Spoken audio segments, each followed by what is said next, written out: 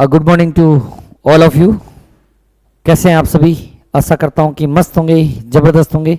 मैं डॉक्टर अमर एक बार पुनः आपका हार्दिक स्वागत करता हूं इस online platform magnet mind institute पर।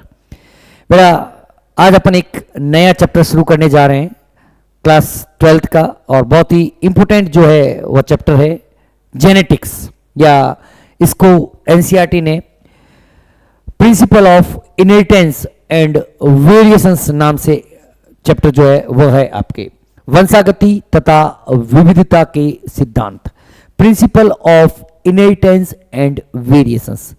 बेटा, बेसिकली इस चैप्टर के अंदर अपन लोग मेंडल के बारे में पढ़ेंगे। मेंडल ने क्या क्या एक्सपेरिमेंट किए, किस तरीके से मेंडल ने अपने एक्सपेरिमेंट किए, उसके बारे में अपन बात करेंगे। मेंडल ने मटर का पादप पी प्लांट क्यों चूज किया, उसके बारे में पढ़ेंगे।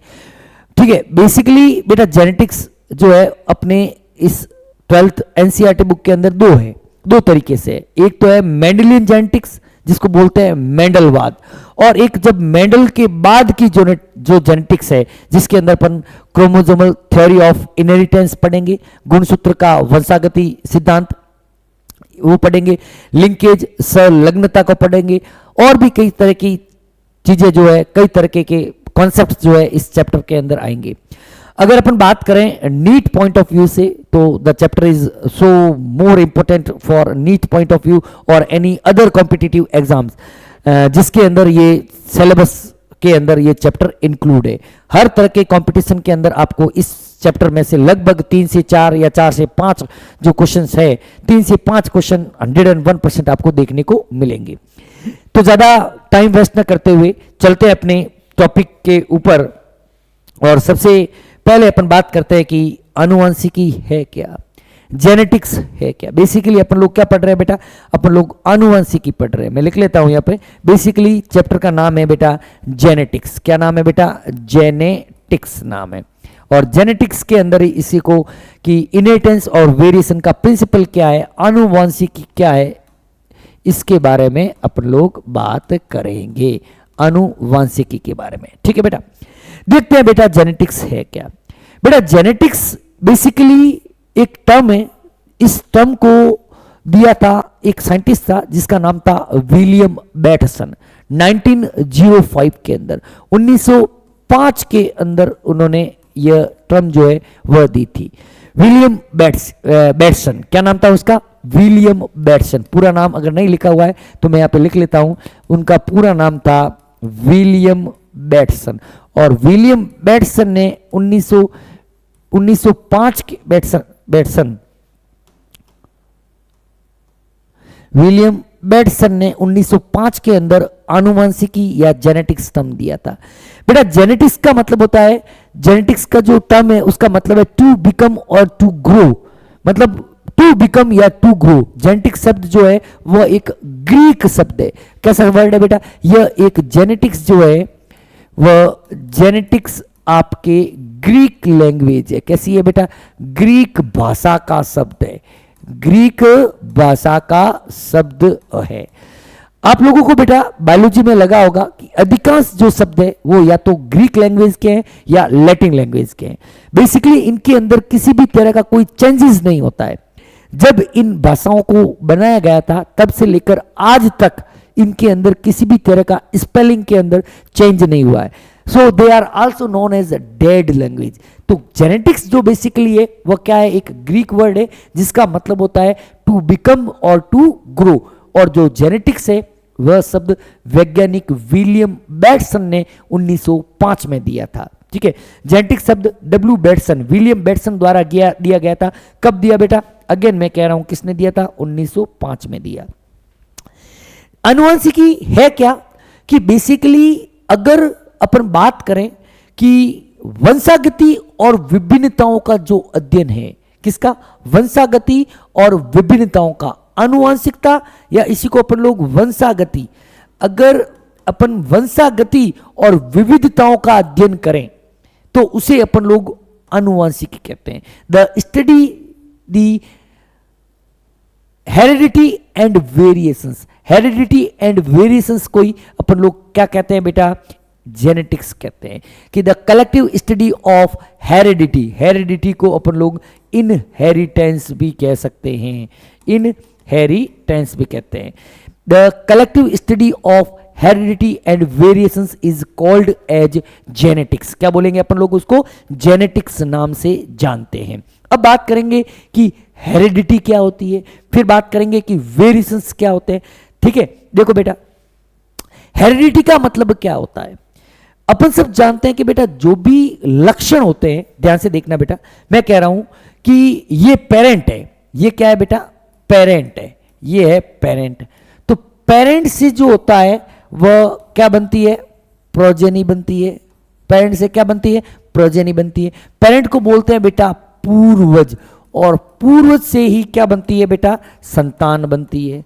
तो पेरेंट से लक्षणों का स्थानांतर, पेरेंट से क्या आता है बेटा? जो पेरेंट से जो होते हैं वह लक्षण जो होते हैं, करेक्टर जो होते हैं, करेक्टर्स या जिनको बोलते हैं लक्षण जो होते हैं, वह पूर्वज से किसके अंदर आते हैं? प्रोजेनी के अंदर आते हैं। इसी चीज को अपन लोग क्या बोलते हैं? इसी चीज को अपन लोग इनहेरिटेंस बोलते हैं। क्या बोलते हैं बेटा? इनहेरिटेंस या हेरेडिटी कहते हैं। क्या बोलते हैं बेटा? हेरेडिटी, या अपन इसको हिंदी में कहते हैं बेटा वंशागति जो है, इसी को कहा जाता है कि मतलब पूर्वज से लक्षणों का संतानों की तरफ स्थानांतरण होना, वह क्या कहलाता है बेटा? हेरिडिटी कहलाता है। और ये जो स्थानांतरण है, ये जो ट्रांसफर है, ये ट्रांसफर किसकी सहायता से होता है? With the help of gamete. लिख लेता हूं, with the help of gamete. किसकी हेल्प से होता है बेटा? With the help of gamete, युग्मकों की सहायता से, युग्मकों की सहायता से, युग्मकों की सहायता से होता है। तो वंशागति क्या है बेटा? कि युग्मकों की सहायता से पूर्वजों में उपस्थित लक्षणों का संतानों में स्थानांतरण आपके क्या कहलाएगा बेटा? वंशागति कहलाएगा। लिख लेते हैं अपन, क्या है कि क्या कह रहा हूं मैं? कि युग्मकों की सहायता से, युग्मकों की सहायता से पूर्वजों के लक्षणों का, पूर्वजों के लक्षणों का संतानों में स्थानांतरण, स्थानांतरण वंशागति कहलाता है, वंशागति कहलाता है। द ट्रांसफर ऑफ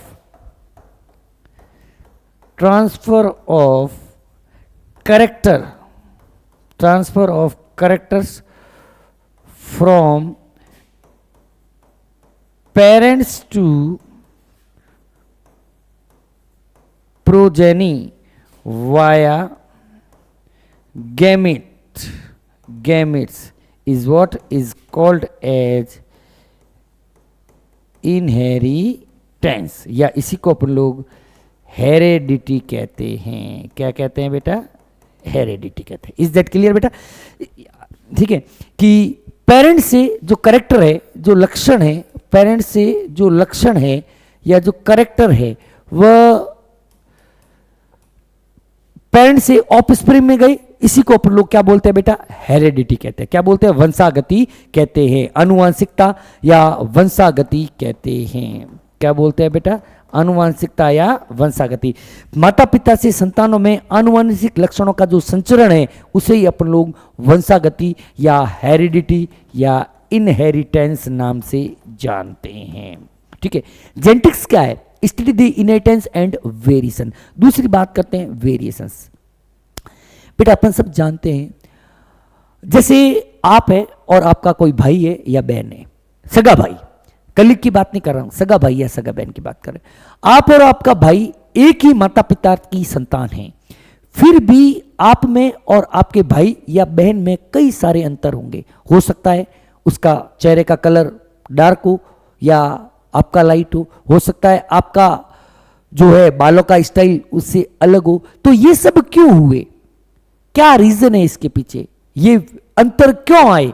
आप एक ही माता पिता की संतान है, फिर भी आपके अंदर ये अंतर क्यों आए, वो तो बात की बात है। लेकिन इन्हीं अंतरों को अपन लोग क्या बोलेंगे बेटा, विभिन्नताएं कहते हैं। क्यों आए इसका आंसर अपन बताएंगे इसी चैप्टर के अंदर, लेकिन क्या कहते हैं अभी अपन को केवल इतना समझना है, उन्हें ही अपन लोग वेरिएशंस कहते हैं। या मैं कह सकता हूं कोई दो ऑर्गेनिज्म है, लेकिन वो दो ऑर्गेनिज्म एक ही जाति की है। दो ऑर्गेनिज्म क्या है बेटा, एक ही जाति की है, लेकिन फिर भी उनके अंदर कई प्रकार के अंतर देखने को मिलते हैं।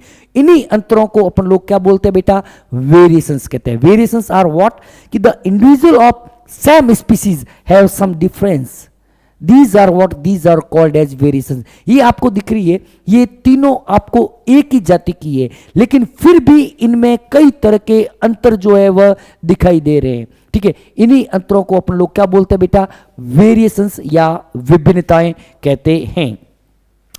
फिर देखो बेटा, कुछ अपन हिस्ट्री देखते हैं कि जेनेटिक्स की हिस्ट्री क्या है, अनुवांशिकता या अनुवांशिकी की क्या क्या आपके इतिहास है, उसके बारे में बात करते हैं। सबसे पहले बात करते हैं बेटा ग्रिगोर जॉन मेंडल। कौन नहीं जानता इनको, one of the great scientist of genetics. The full form is what, Gregor John Mendel. क्या नाम है बेटा इनका, Gregor John Mendel. He was also known as father of genetics. अनुवांशिकी का पिता भी कहते हैं इसको। क्या बोलते हैं इसको, अनुवांशिकी का पिता। क्यों कहते हैं भाई अनुवांशिकी का पिता, क्योंकि इन्होंने बेटा जेनेटिक्स के अंदर, अनुवांशिकी के अंदर बहुत ज्यादा काम किया था, इसलिए इनको इज्जत देने के लिए, इज्जत बख्शने के लिए इनको यह उपाधि दी जाती है फादर ऑफ जेनेटिक्स की।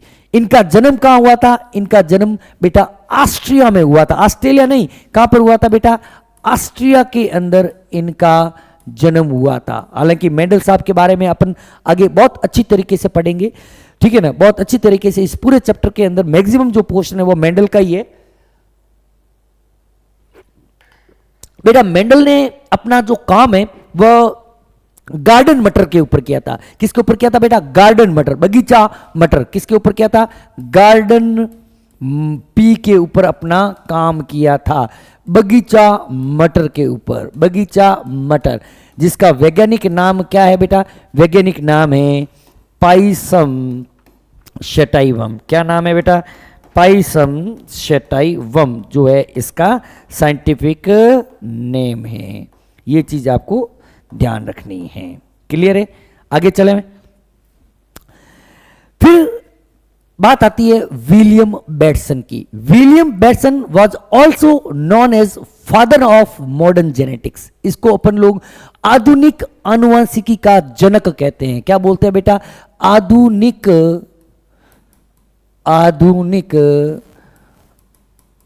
आनुवंशिकी का जनक कहा जाता है। क्या कहते हैं बेटा, आधुनिक आनुवंशिकी का जनक। इन्होंने जनक कहते हैं, इन्होंने क्या शब्द दिए, इन्होंने तो पहला शब्द दिया जेनेटिक्स शब्द भी इन्होंने दिया था। कब दिया था,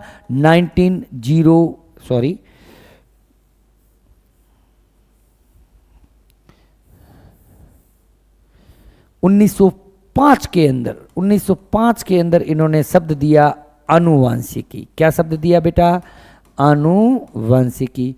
इन्होंने एलील, युग्म विकल्पी शब्द भी इन्होंने दिया था।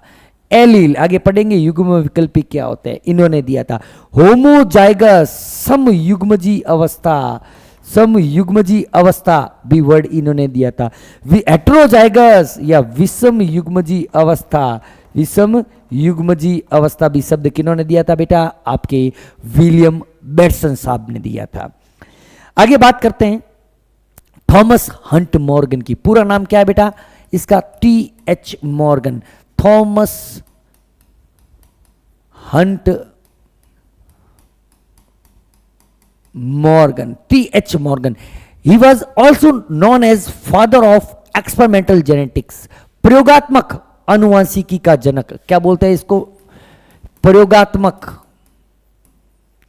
प्रयोगात्मक आनुवंशिकी का जनक कहते हैं। आनुवंशिकी का जनक भी किनको कहा जाता है बेटा? थॉमस हंट मॉर्गन को कहा जाता है। इन्होंने अपना अधिकांश काम, मैक्सिमम वर्क है एक मक्खी के ऊपर किया। उस मक्खी का नाम है फल मक्खी। क्या नाम है बेटा? फल मक्खी, फ्रूट फ्लाई। फ्रूट फ्लाई, और फ्रूट फ्लाई का वैज्ञानिक नाम होता है बेटा ड्रोसोफिला। क्या होता है बेटा? ड्रोसोफिला मेलेनोगैस्टर। क्या होता है? ड्रोसोफिला मेलेनोगैस्टर। क्या नाम होता है? ड्रोसोफिला मेलेनोगैस्टर, ये इसका साइंटिफिक नाम होता है। ठीक है। He performed experiment on Drosophila and proposed various concept, जैसे लिंकेज, संलग्नता जो है उनके ऊपर काम किया, सेक्स लिंकेज, लिंग संलग्नता के ऊपर काम किया, crossing over, criss cross inheritance, linkage map, ये सब इनकी ही देन है। किनकी? आपके थॉमस हंट मॉर्गन की। कि इन्होंने ड्रोसोफिला पर प्रयोग किए और विभिन्न अवधारणाएं प्रस्तुत की, जैसे सहलग्नता, लिंग संलग्नता, जीन विनिमय, क्रिस क्रॉस वंशागति, ड्रोसोफिला पर संलग्नता मानचित्र आदि सभी जो काम है वह थॉमस हंट मॉर्गन के कहे जाते हैं। आगे बात करें बेटा, एक साइंटिस्ट है जिनका नाम है गैरोड। गैरोड, क्या नाम है? गैरोड। बेटा Garrod was also known as father of human genetics. मनुष्य की आनुवांशिकी का जनक, मानव आनुवांशिकी का जो जनक है, मानव आनुवांशिकी का जनक जो है वह गैरोड साहब को कहा जाता है। मानव आनुवांशिकी का जनक। ठीक है। इन्होंने एक बहुत ही फेमस डिजीज होती है जिसको ब्लैक यूरिन डिजीज भी कहते हैं, एल्कोप्टोन यूरिया, इसकी खोज की थी। एल्केप्टॉन यूरिया या ब्लैक यूरिन डिजीज, मूत्र रोग है एक प्रकार का, उनकी खोज की थी। मानव आनुवंशिकी और जैव रासायनिक आनुवंशिकी के जनक कहा जाता है। गैरोड ने पहले मानव चयापचय आनुवंशिक विकार की खोज की जिसका नाम है एल्केप्टॉन यूरिया। एल्केप्टॉन यूरिया या काले मूत्र का रोग, जिसके अंदर यूरिन जो है वह ब्लैक कलर का हो जाता है। क्या है बेटा? Black colour, black colour urine. हालांकि आपके सिलेबस के अंदर नहीं है, ठीक है, इसलिए ज़्यादा डिटेल में अपन नहीं जाएंगे। आगे बात करते हैं कि बेटा कुछ जेनेटिक्स के इंपोर्टेंट जो टर्म्स है उनको अपन लोग समझते हैं। Some important terms of genetics, some genetics terms जो भी आप लोग कह सकते हैं। अनुवांशिक शब्दावली, अगर बात करते हैं तो इसको अपन कह सकते हैं अनुवांशिक शब्दावली। अनुवांशिक शब्दावली, शब्दावली, terminology of genetics, terminology of genetics को अपन लोग डिस्कस करेंगे। बेटा सबसे पहले देखते हैं, सबसे पहली जेनेटिक्स खुद क्या है, जिसको अपन लोग डिस्कस कर चुके हैं कि genetics is the study of inheritance and variation, वंशागति और विविधता का जो अध्ययन है उसे अपन लोग आनुवांशिकी कहते हैं। फिर अपन ने डिस्कस किया कि हेरिडिटी क्या है। हेरिडिटी का मतलब लक्षणों का एक पीढ़ी से दूसरी पीढ़ी में जो स्थानांतरण होता है उसे अपन लोग वंशागति कहते हैं। फिर बात करते हैं विभिन्नताओं की, माता पिता और संततियों के बीच जो अंतर होते हैं उन्हें अपन लोग क्या बोलते हैं बेटा? विभिन्नताएं कहते हैं। आइडेंटिकल ट्विंस को छोड़कर किसी में भी 100% समानताएं नहीं देखने को मिलती है। ठीक है। अब यहाँ पे बेटा एक एनसीईआरटी, आगे की स्लाइड जाने से पहले एक मैं बताता हूँ जेनेटिक्स अपन को पढ़नी कैसे है। बेटा सबसे पहले क्या होते हैं कि सबसे पहले होते हैं पेरेंट। सबसे पहले क्या होते हैं बेटा? पेरेंट। पेरेंट को अपन लोग बोलते हैं पूर्वज। ठीक है। पूर्वज के अंदर क्या होगा? ठीक है, पूर्वज के अंदर जो भी क्रॉस होगा, इसके अंदर क्या होगा बेटा? संकरण होगा, क्रॉस होगा, इसके अंदर क्रॉस होगा या जिसको बोलते हैं संकरण। ठीक है। और इससे जो पीढ़ी आएगी उस पीढ़ी को बोलते हैं बेटा F1 पीढ़ी। क्या बोलते हैं बेटा? F1 जनरेशन, या इसको बोलते हैं F को बोलते हैं first filial generation. First filial, एक minute, first filial generation, first filial generation, प्रथम संतानीय पीढ़ी, प्रथम संतानीय पीढ़ी, प्रथम संतानीय पीढ़ी कहते हैं। और F1 आगे चलकर क्रॉस करेगा, कौन सी पीढ़ी आती है बेटा? F2 पीढ़ी, सेकेंड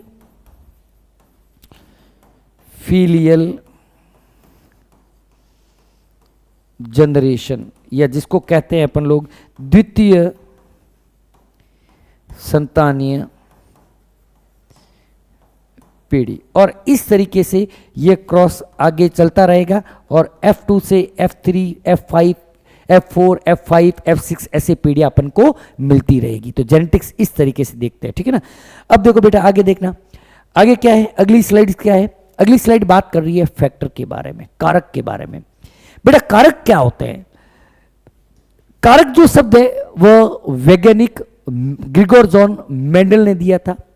आज अपन लोग जो जिस जीन की बात कर रहे हैं उसे ही मेंडल ने कारक नाम दिया था। बेटा बेसिकली मेंडल को मॉलिक्यूलर बायोलॉजी का इतना ज्यादा नॉलेज नहीं था। अगर उसे मॉलिक्यूलर बायोलॉजी का नॉलेज होता तो मेंडल, हालांकि फेमस तो है, ऐसी बात नहीं है, लेकिन और ज्यादा वो फेमस हो जाता। उसको जेनेटिक्स का ही नॉलेज था, उसके पीछे मॉलिक्यूलर बायोलॉजी क्या है उसका नॉलेज नहीं था, ठीक है। उसको लॉस हुआ, क्या लॉस हुआ आगे देखेंगे। तो बेसिकली जो वंशागति की जो इकाई होती है, जो the unit which is responsible for heredity, उसे ही अपन लोग क्या बोलते हैं बेटा? कारक नाम से जानते हैं। उसे अपन लोग किस नाम से जानते हैं बेटा? कारक। The unit of heredity which is responsible for inheritance and appearance of character. वंशागति के लिए या किसी लक्षण के प्रकट होने के लिए जो उत्तरदायी इकाई है उसे अपन लोग कारक कहते हैं। कारक को ही 1900 के अंदर 1909, सही थोड़ा चेक करिएगा बेटा, इसको, इस डेटा को चेक करना, ठीक है ना। 1900 के अंदर वैज्ञानिक जॉनसन ने जीन शब्द दिया। क्या वर्ड दिया बेटा? जीन जो वर्ड है उसने दिया। मैं अभी चेक कर लेता हूं, एक minute. Johnson, gene term use by Johnson, एक मिनट बेटा है, क्योंकि गलत नहीं होनी चाहिए। Gene term used by Johnson,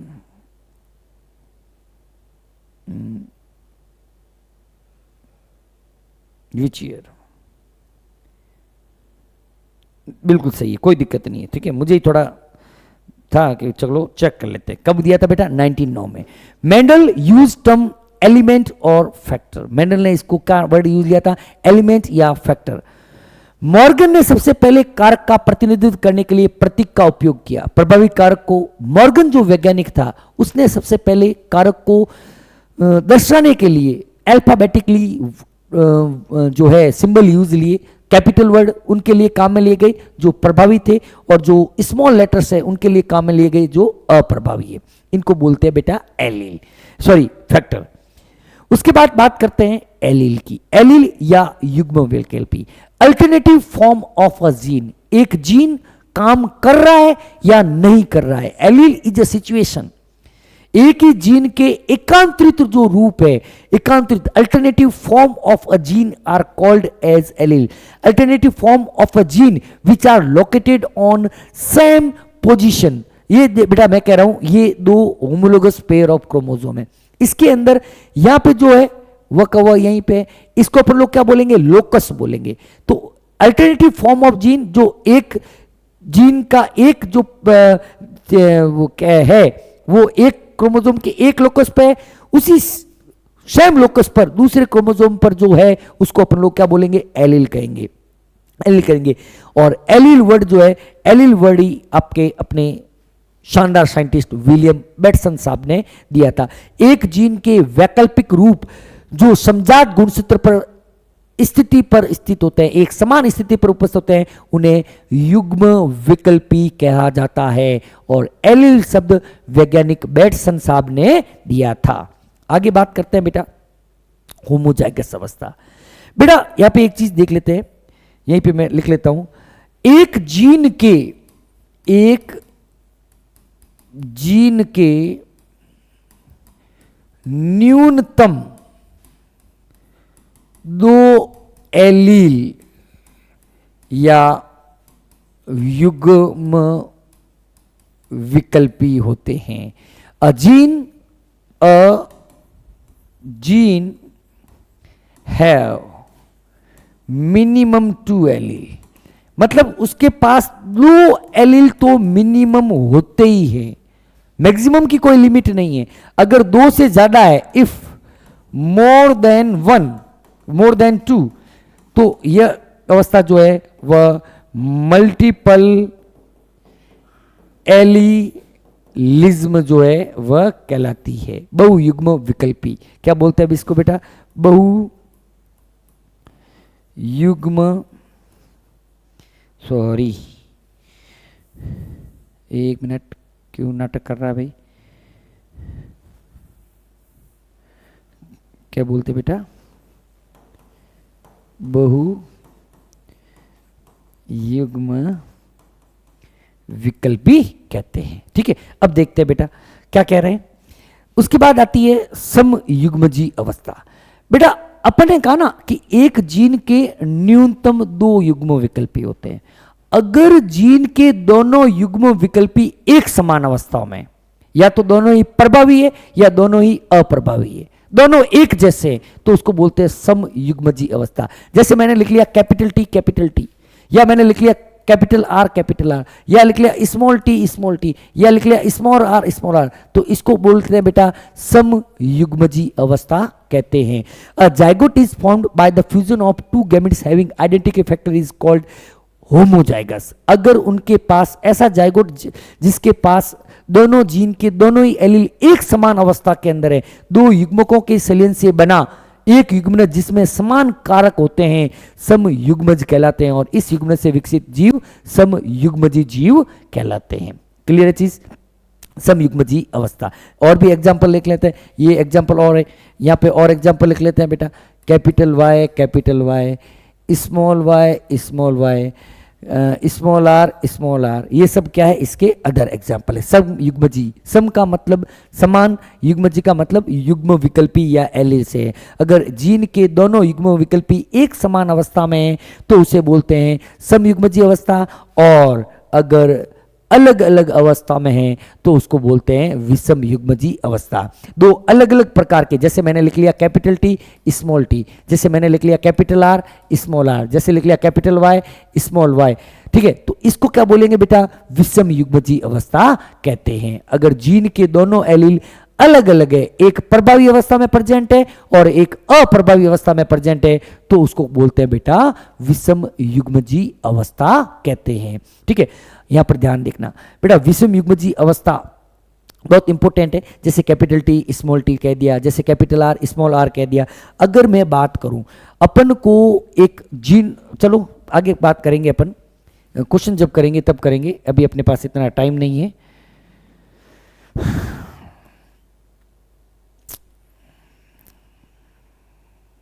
विषम युग्मजी हो गया। आगे बात करते हैं बेटा लक्षण की। लक्षण क्या होते हैं बेटा? कोई भी हेरिटेबल फीचर है, ऐसा कोई भी विशेषता जो एक पीढ़ी से दूसरी पीढ़ी के अंदर स्थानांतरित होती है। एनी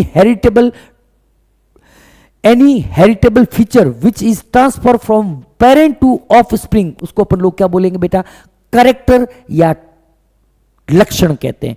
एक कैरेक्टर के कई सारे वेरिएंट्स हो सकते हैं, उनको बोलते हैं अपन लोग विपरीत लक्षण या विशेषक या विपर्यासी लक्षण भी कहते हैं। क्या बोलते हैं बेटा?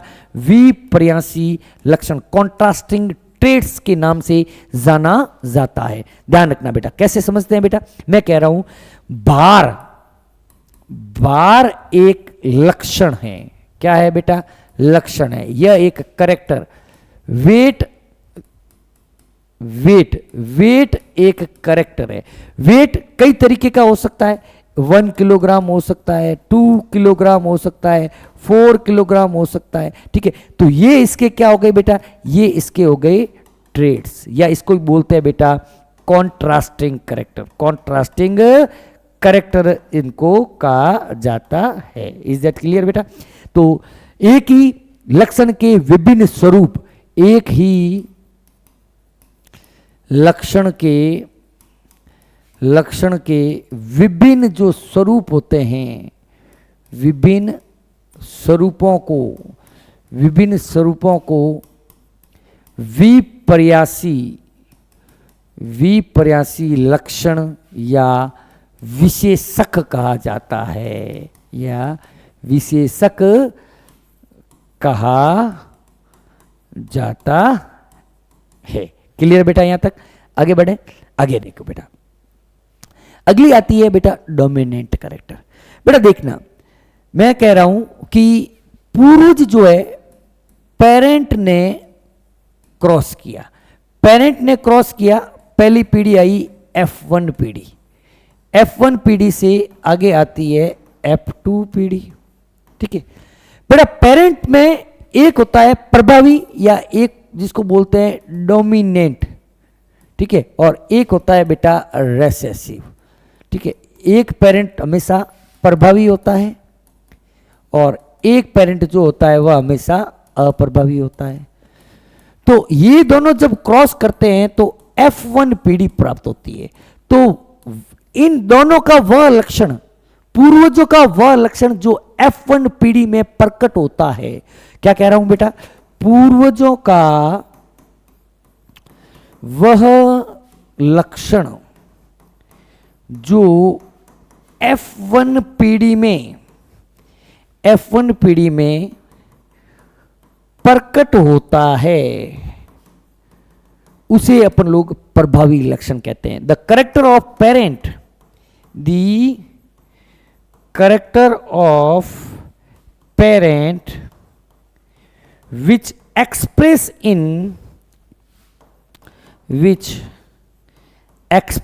in F1 generation is called as dominant character. उसको अपन लोग क्या बोलते हैं बेटा, डोमिनेंट कैरेक्टर बोलते हैं। क्या बोलेंगे, डोमिनेंट कैरेक्टर, प्रभावी लक्षण कहते हैं। और प्रभावी लक्षण जो होता है, ये भी इंपॉर्टेंट ध्यान रखना, ठीक है, मैं यहीं पे लिख लेता हूं कि प्रभावी लक्षण समयुग्मजी व विषमयुग्मजी दोनों अवस्थाओं में प्रकट होता है। क्या कह रहा हूं कि the dominant character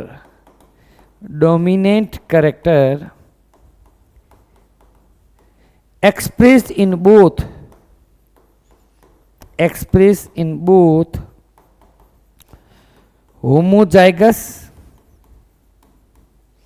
and heterozygous condition, both homozygous and heterozygous condition के अंदर वह एक्सप्रेस होता है। लेकिन अब देखो, इसको इससे पढ़ते हैं कि वह लक्षण जो विषम युग्मजी स्थिति में प्रकट होता है, समयुग्मजी में भी होगा और विषम युग्मजी में भी होगा, इसे बड़े अक्षरों के रूप में प्रकट किया जाता है।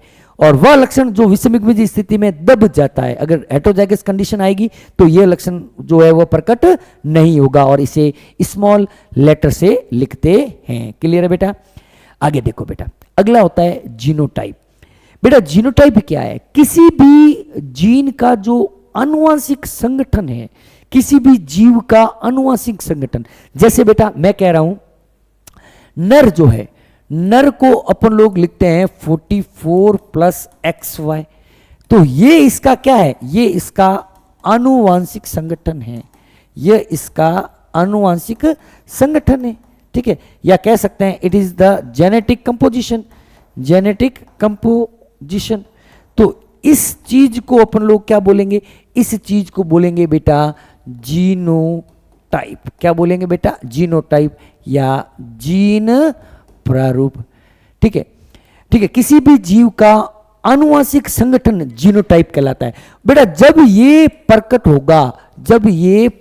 होगा, एक्सप्रेस होगा, तो मुझे बताओ क्या एक्सप्रेस होगा? नर के लक्षण प्रकट होंगे, नर के लक्षण, करेक्टर ऑफ मेलनेस जो है वो आएंगे, करेक्टर ऑफ मेलनेस आएंगे। तो ये जो है यह क्या है बेटा, यह है आपके फिनोटाइप। क्या है बेटा, फिनोटाइप। इसको बोलेंगे अपन लोग लक्षण प्रारूप। क्या बोलते हैं बेटा, लक्षण प्रारूप। क्या कह रहा हूं कि जीनोटाइप क्या है कि द जेनेटिक कंस्टिट्यूएशन और genetic makeup of an organism for a particular character is called as genotype. Genotype and phenotype term was coined by Johnson. ये अपन पहले भी पढ़ चुके हैं। किसी विशेष लक्षण के लिए किसी जीव का आनुवंशिक गठन, आनुवंशिक बनावट जो है वह जीनोटाइप कहलाता है, जबकि किसी विशेष लक्षण के लिए किसी जीव की बाहरी और आकारिक की जो स्थिति है, जैसे मैं कह रहा हूं कैपिटल टी कैपिटल टी एक जीनोटाइप है, जबकि लंबापन जो है, लंबापन ये तो हो गया जीनोटाइप, जबकि ये क्या है बेटा, ये हो जाएगा आपके फिनोटाइप। Is that clear? आगे बढ़ते हैं बेटा, आगे देखो, आगे क्या है बेटा, फिनोकॉपी। अगर डिफरेंट जीनोटाइप को अगर different genotype are place in different environmental condition then they produce same phenotype. बेटा देखो, मैं कह रहा हूं ये कोई जीनोटाइप ए है और एक ये जीनोटाइप बी है, दोनों अलग अलग है और दोनों को ही अपने अलग अलग एनवायरमेंट कंडीशन के अंदर रखा है, फिर भी वे एक समान लक्षण अगर प्रकट करते हैं, दो अलग अलग जीन प्रारूप यदि अलग अलग वातावरण परिस्थितियों में भी एक समान लक्षण प्रकट करते हैं तो उसे अपन लोग बोलते हैं phenocopy. If the different genotype express different character in different environment then what same character in different environment then what they are called as phenocopy. is that clear? आगे देखो बेटा, प्योर लाइन या शुद्ध वंश क्रम क्या होता है उसको जीनोम को बाद में देख लेते हैं कि अगर कोई जनरेशन जो है अपन रिपीटेटिव सेल्फ पॉलिनेशन कर रहे हैं, रिपीटेटिव बार बार उस जनरेशन के अंदर अपन स्वपरागण कर रहे हैं, तो उसके अंदर कोई भी बाहरी लक्षण तो आएंगे नहीं, तो वह उस जो ऐसी जो पीढ़ियां होगी उसको अपन लोग प्योर लाइन या शुद्ध वंश क्रम कहते हैं। कि रेगुलर अपन ने क्या किया, सेल्फ पॉलिनेशन किया, रेगुलर सेल्फ पॉलिनेशन से जो संतानें पैदा होती है उनको अपन लोग प्योर लाइन कहते हैं। कि the generation obtained by repetitive self pollination are called as pure line. बार बार स्वपरागण द्वारा जो प्राप्त पीढ़ी होती है उसको अपन लोग क्या बोलते हैं बेटा, प्योर लाइन बोलते हैं। जीनोम क्या होता है, एक अगुणित कोशिका में जीन की कुल संख्या, the total number of gene in a haploid cell, total number of gene in a haploid cell is called as genome. ये तो आप लोग साइटोलॉजी में भी अच्छे ढंग से पढ़ चुके होंगे। तो बेटा यहां तक अपन ने पढ़ा कि जेनेटिक्स के अंदर क्या क्या टर्म्स जो है वो आपको ध्यान रखनी है, और अब आगे अपन लोग मेंडल के बारे में पढ़ेंगे। ठीक है, तो आज के सेशन के अंदर इतना ही, तब तक के लिए थैंक यू वेरी मच।